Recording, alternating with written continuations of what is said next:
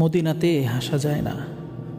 মদিনার মসজিদে বসে কোরআন তেলাওয়াত করলে মনে হবে আপনার তেলাওয়াত যেন রাসূল সাল্লাল্লাহু আলাইহি ওয়াসাল্লাম শুনছেন। রাসূল সাল্লাল্লাহু আলাইহি ওয়াসাল্লাম থাকলে হয়তো নিঃশব্দে পাশে এসে বসে পড়তেন।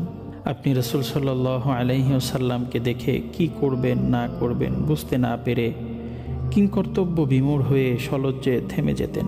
রাসূল সাল্লাল্লাহু আলাইহি ওয়াসাল্লাম মুচকি হেসে আপনার নাম ধরে বলতেন, তুমি পড়ো, আমি শুনব।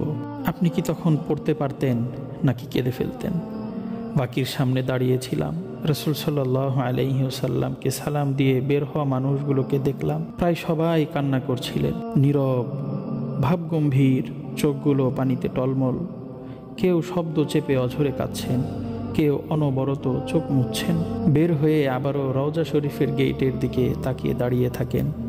ভিড় কমাতে পুলিশেরা সরিয়ে দিলে দু চার কদম সরে গিয়ে আবার সবুজ গম্বুজের দিকে তাকিয়ে থাকেন। এক অপূর্ব সুন্দর অনুভূতি। পৃথিবীতে কান্নার অনুভূতি সবচেয়ে সুন্দর। গভীর রাতে রবের সাথে দোয়ায় নবীর প্রেমে, নামাজে গুনাহের কথা ভাবতে ভাবতে কান্না, আহা প্রশান্তি। গোনা ভরা হৃদয়ে এক পশলা প্রশান্তি। মসজিদে নববীতে সিজদা দিয়ে আপনার যখন মনে হবে এই জায়গাটিতে হয়তো আপনার রাসূল সাল্লাল্লাহু আলাইহি ওয়াসাল্লাম সিজদা দিয়েছেন, আপনি তখন অভূতপূর্ব প্রেমে ব্যাকুল হয়ে সিজদা থেকে উঠতেই যেন ভুলে যাবেন। কান্না আসবে, দেখবেন চোখের পানি জমিনে টপ টপ করে পড়ছে। মদিনায় বসে যখনই ভাববেন এই জায়গাটিতে হয়তো আপনার রাসূল সাল্লাল্লাহু আলাইহি ওয়াসাল্লাম বসেছেন, হেঁটেছেন, সাহাবারা বসেছেন, হেঁটেছেন, তখন আপনার চোখ ভিজবে। আপনি এদিক সেদিক তাকিয়ে হুট করে পথের রুক্ষ বালি মুঠি করে নেবেন।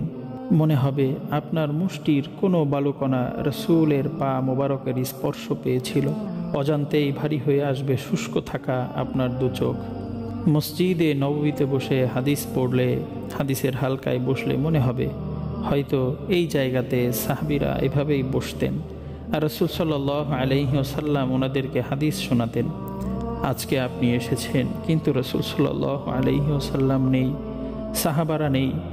মদিনায় এসে প্রচুর মানুষকে কাঁদতে দেখেছি কিন্তু হাসতে দেখিনি খুব। তাই আমার মনে হয় মদিনাতে হাসা যায় না।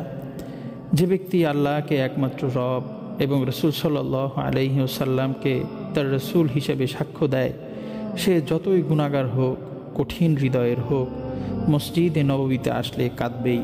আমি জানি না নবীর প্রেমে ঝরে পড়া অশ্রুর দাম রব্বে কারীমের কাছে কত হতে পারে। রাসূলের হাত থেকে কাউসার, রাসূলের শাফাআত, রাসূলের সাথে জান্নাত।